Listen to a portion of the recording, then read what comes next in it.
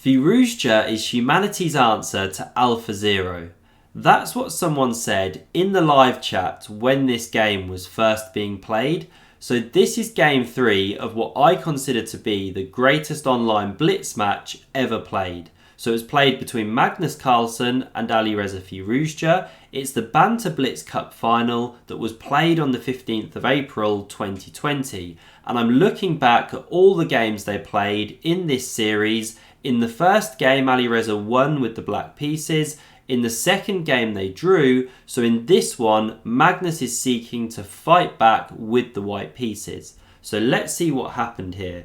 He kicked off with pawn to e4, so he already moves away from pawn to d4. He played a Ragozin variation against Firouzja in the first, and he was a bit uncomfortable with the position he got. So now we're going for this Ruy Lopez. We have these standard opening moves here, and here Magnus deviates. So normal is to castle, but he goes pawn to d3, just trying to take it off the beaten track. We had pawn to b5 now, the bishop dropped back, and now the bishop comes outside the pawn chain. Alireza decides to get it out rather than leave it on e7. Both ways of playing are possible. Pawn to c3 now, pawn to d6, and here again Magnus could just castle, or he could play the knight to d2, very standard. But he goes bishop g5 here. You don't see tons of bishop g5 at the top level or in classical games. Now pawn h6 came, the bishop dropped back, and one of the reasons you don't always see so much of it is that pawn to g5 can be quite a powerful reply.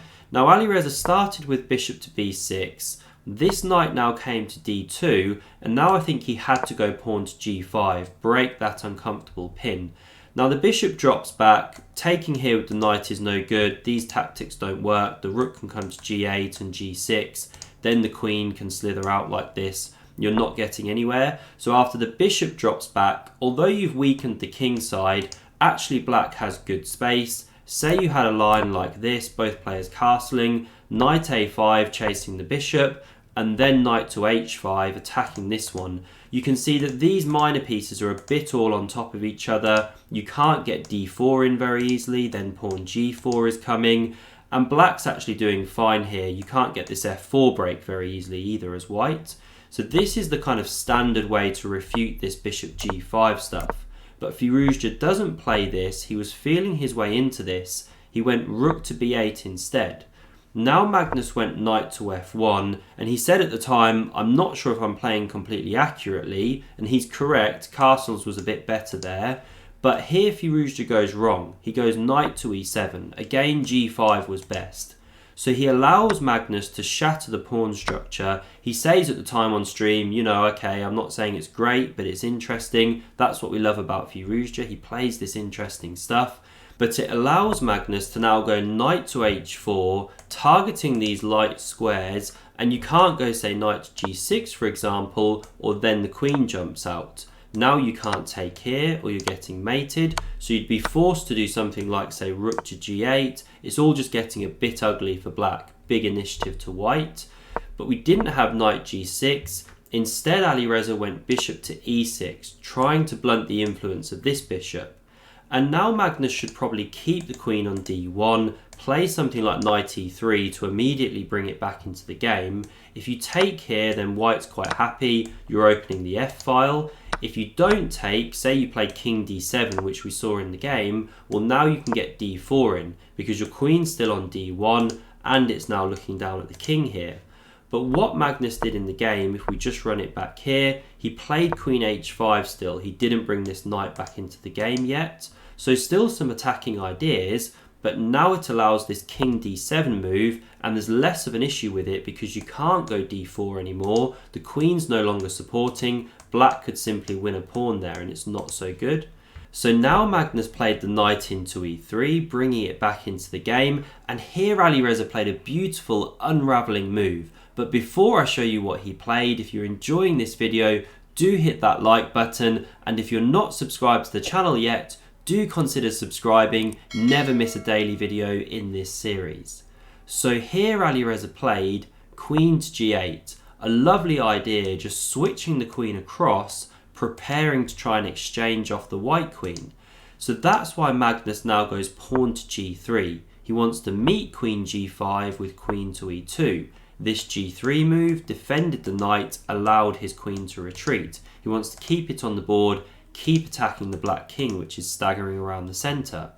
And now Alireza comes up with a really interesting move of pawn to a5. It does weaken the b5 pawn now, which is being x-rayed by the queen, so d4 could come with more venom, but at the same time it gains space, it threatens this bishop soon, so okay, double-edged.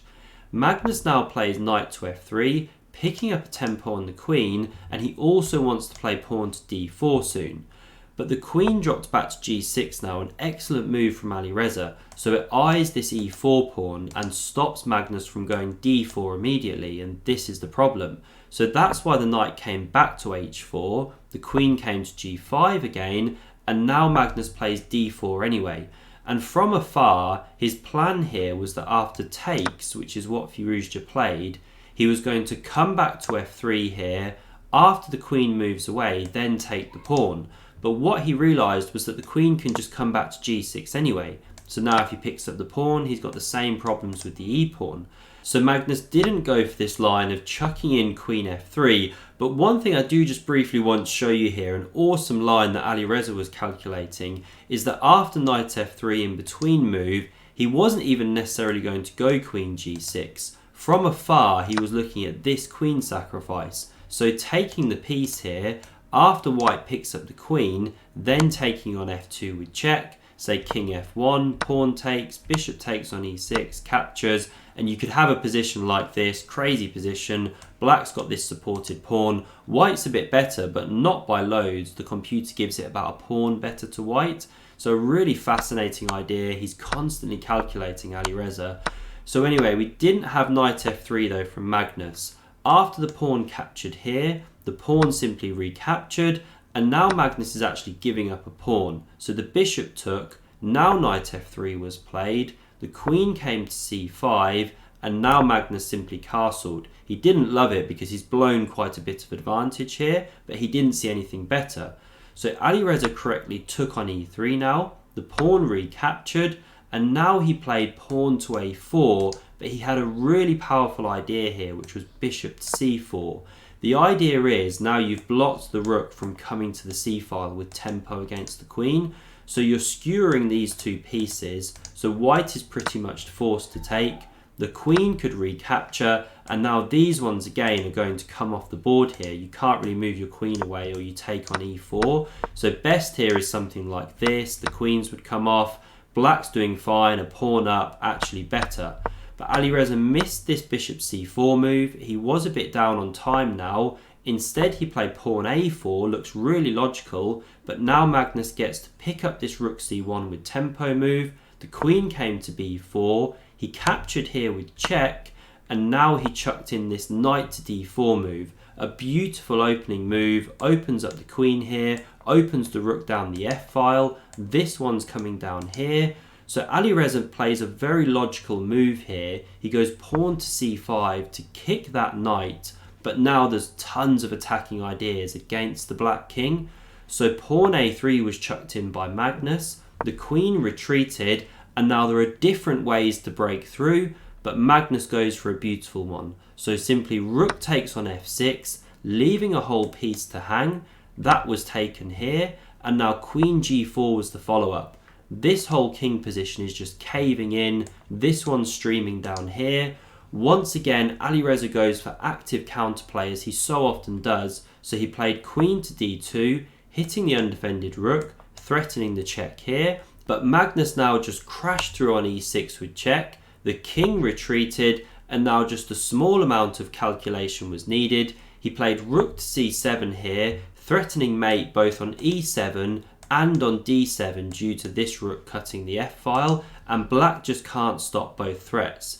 Alireza took on e3 with check, we had king g2, and now if you go queen e2 check, the problem is just rook f2 blocks the checks. There are other good moves as well, but this one's more than adequate. The queen would have to give itself up, and this is a completely winning position for white. So instead Alireza tried rook to h7 here, covering this mate, but now simply queen d7, finished the game in 1. So a nice win by Magnus. He struck back, levelled the match up at 1.5 each. But he said even after this win, this is going to be a rough match, not going to be easy at all. If you enjoyed this game, then do subscribe to the channel to never miss a future one and see Alireza Firouzja's top 5 sacks of 2021. Click here. Thanks for watching. See you soon.